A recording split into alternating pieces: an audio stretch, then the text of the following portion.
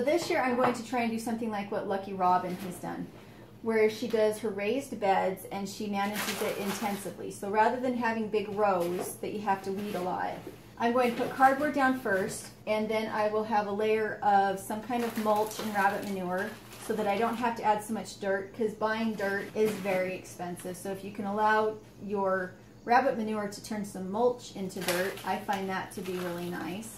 Only the top 6 inches of my grow bed will have to be soil. And I do find that really the huge benefit that I'm the most in love with about rabbits isn't necessarily the meat, self-reliance part of it. It is just that that manure makes my soil usable. And in the summer and spring, when we're raising rabbits, I take cuttings from my living fence, I take cuttings from my fruit trees, and all of the weeds that I get from anywhere that I am weeding go to the rabbits, so that we're feeding them very, very little in the way of store-bought feed.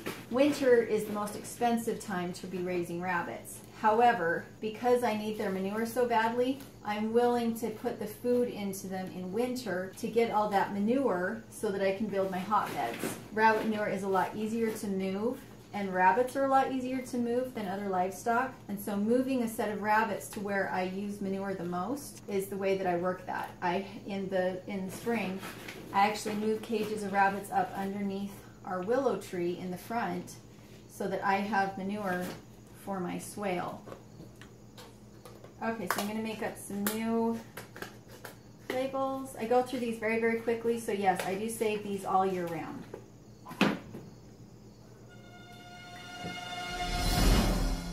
My chicken is telling that cat off.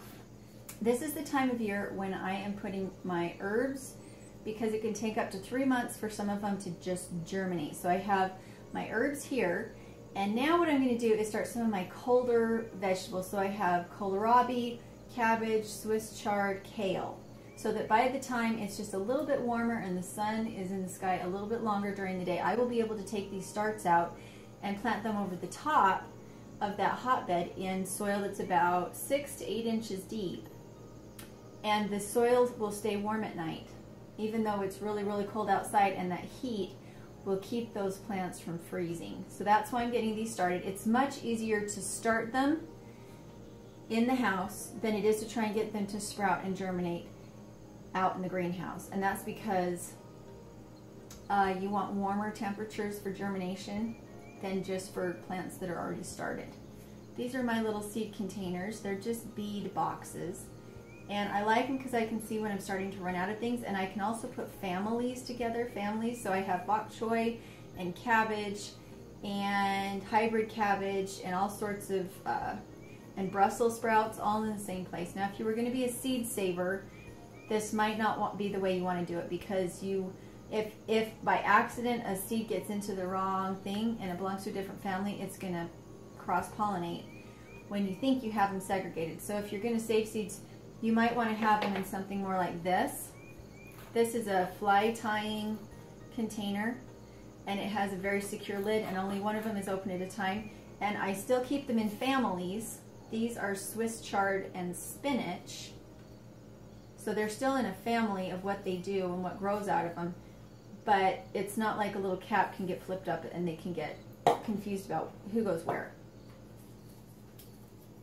So if they're super teeny tiny seeds, I just keep a corner of the seed packet and fold the seeds up into it. And then I put them in here, and that way they're not falling out. I still have the little stickers on top. And I like to tamp the soil down and then sprinkle a little bit of soil over the top. So I've already tamped all these down once. And this is so that it has good contact with the soil, and so that the seeds don't move around. And these ones, like the cabbages and the kohlrabis, you can plant multiple seeds in one little square and then just split them out when you upgrade them to their own little square to be ready to go out into the greenhouse. And even if you guys don't like to grow cabbages, your livestock will love cabbages. Same thing goes for squash and pumpkins. They're just They have a lot of nutrition in them. They're easy to grow. They love to just be alive. And especially with the cabbages, if you get the cabbage worms and everything in them, it doesn't matter. The chickens will eat them because they have the cabbage worms in them.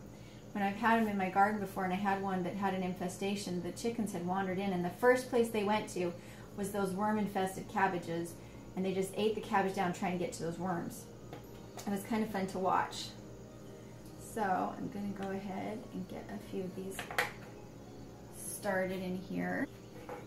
One of my favorite things to grow is Bok Choy. In our climate, it does really, really well. It doesn't bolt. It has lovely succulent leaves. I just adore it. Asian greens are some of my favorites. They're just really, really resilient little vegetables. I really like sorrel because it helps with sunstroke in animals. If they just get too hot, you can feed your goats. If they start to have real problems with sunstroke, you feed your goats, your animals, some sorrel, and it'll pull them right out of it. Okay, so this one is ready to go. I'm going to bring it over here and put it into my window.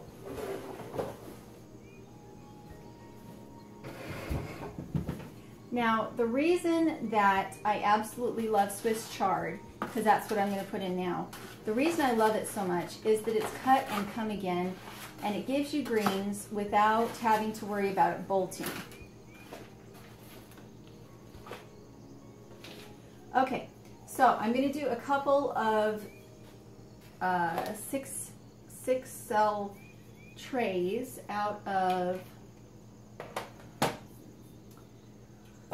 my, let's see, some spinach, some chard, and then some more kohlrabi, because I just love all of those things. We love kohlrabi.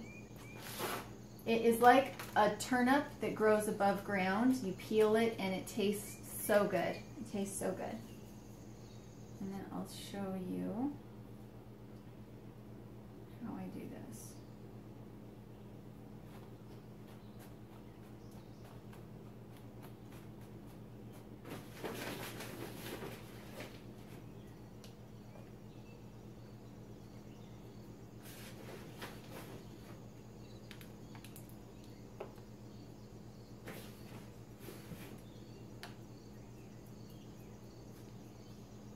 I find with these kind of seeds, like the cabbages and the Swiss chard, that I really do need to pat them down very well, and maybe even water them in to get them to water them in from the top to get them to sink down a little bit. If I find that if I don't really make sure they make really good contact with the soil and have enough soil over the top of them, when they start to germinate, that they come up very weak and leggy, and that they don't put on good strong stems. And so I will put them in, I will press them down, I will work them into the soil, and then I will put more dirt over the top, because they just do so much better if they have enough soil around their roots,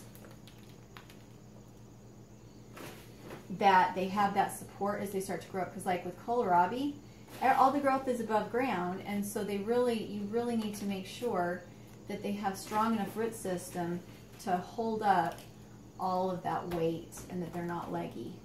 It's just really, really, really important with these top-heavy plants. Yep, it has been one day, so 2 days ago I planted these. It's been not quite 24 hours. And my bok choy and my cabbage are already coming up.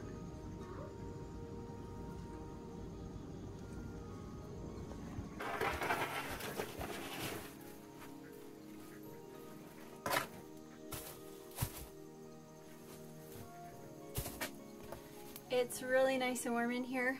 It feels really good. It's not that cold outside. It's probably in the 20s outside, but it's about 50 degrees in here, so it feels really good. Okay, so I'm going to go ahead and build a simple frame, and the point of the frame is that when I put more rabbit manure on top, it's going to be thicker. because otherwise, once the roots of the plant start to get down into the straw is going to be just carbon, and it'll starve the plants. They won't have anything to eat. It's sterile.